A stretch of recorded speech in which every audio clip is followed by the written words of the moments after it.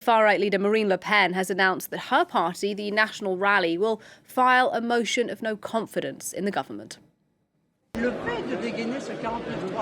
fact that they deployed Article 49.3 after trumpeting everywhere that they had a solid majority demonstrates at the same time their invalidity, their incompetence and their total lack of respect for democracy.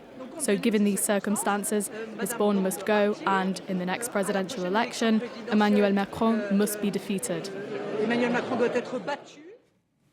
We can cross now to the National Assembly. Our reporter Claire Paquelin is standing by. Claire, it's been a rather dramatic day. Just walk us through what's likely to happen in the coming few days, particularly with that vote of confidence in the government.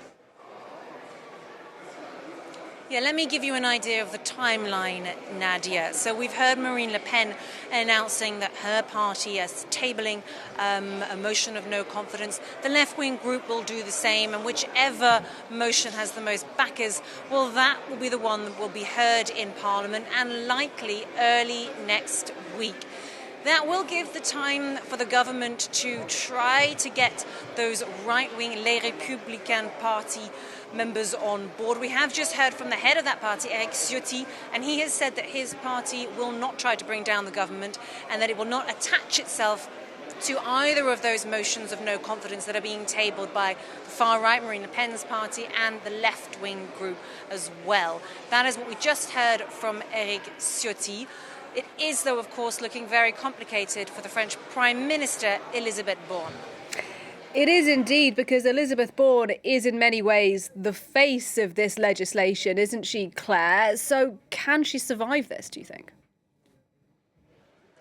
That's absolutely right. She has almost staked her political career as Prime Minister on getting this legislation through dialogue and through winning a vote in the National Assembly, and she hasn't managed to do that. We need to remember that Emmanuel Macron absolutely wanted this reform to go through. He campaigned on it back in 2017.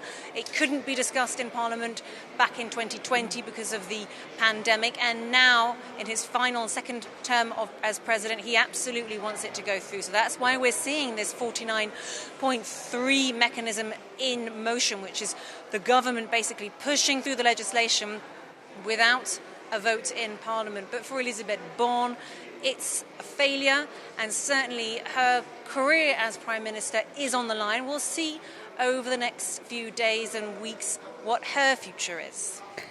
And Claire, you know, as you've been reporting, all of this has generated significant anger in Parliament today, but there's also growing anger in the streets. Absolutely. Just opposite the National Assembly where I am, just quickly head across a bridge, and within 10 minutes you will find a growing group of protesters, mostly trade unions and left-wing protesters. We've seen Jean-Luc Mélenchon, of course, the head of the far-left party, La France Insoumise. He's down there too, and so is the head of the Communist Party. He's down there too, and they are protesting the use of the 49.3. That constitutional mechanism, which prime ministers have used in the past. It's not an unheard of thing to do, but in this particular reform, which had so much opposition in the streets, the trade unions were united in their opposition against it. It's a touchy one, and certainly it seems to be igniting the opponents more than anything. Claire Paquelin at the National Assembly for now. Thanks very much indeed.